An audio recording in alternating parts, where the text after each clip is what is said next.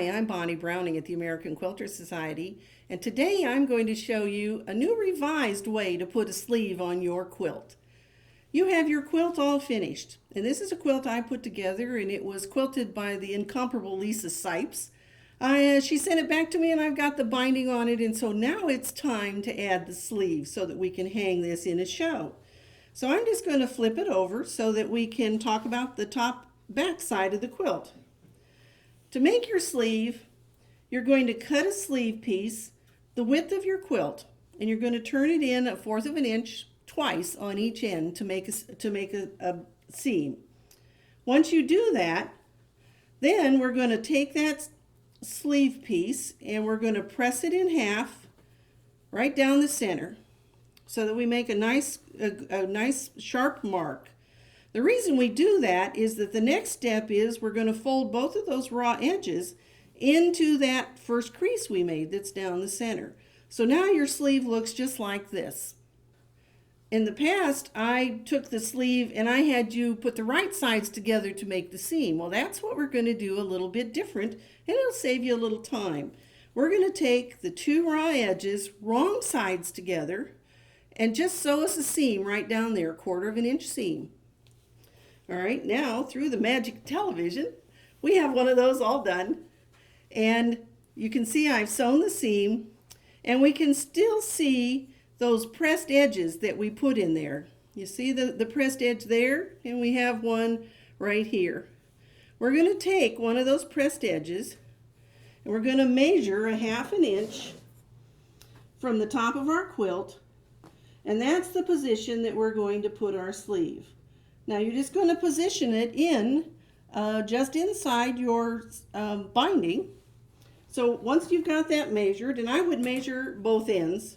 Obviously I didn't do that right now, but I've got it 1/2 an inch, and so I'm just going to pin that in place so it's all ready for me to sew. Now one of the critical things is sometimes we get a sleeve on there and it kind of goes like this.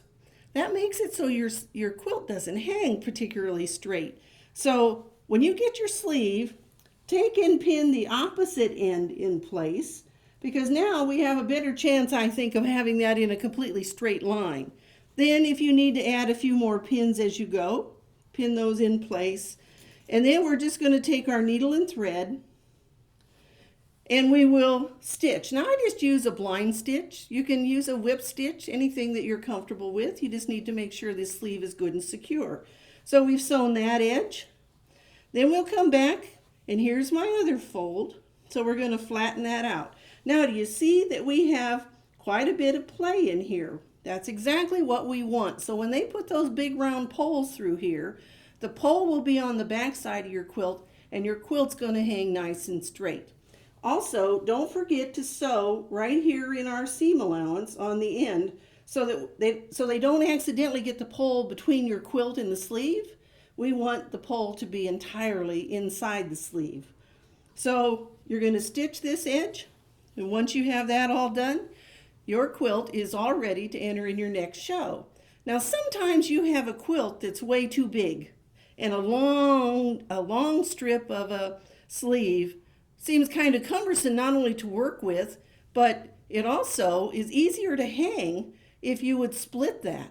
If this was a wide quilt, then maybe what I would do is I'd split it into thirds. And if you do that, don't put more than 1 inch between those sections.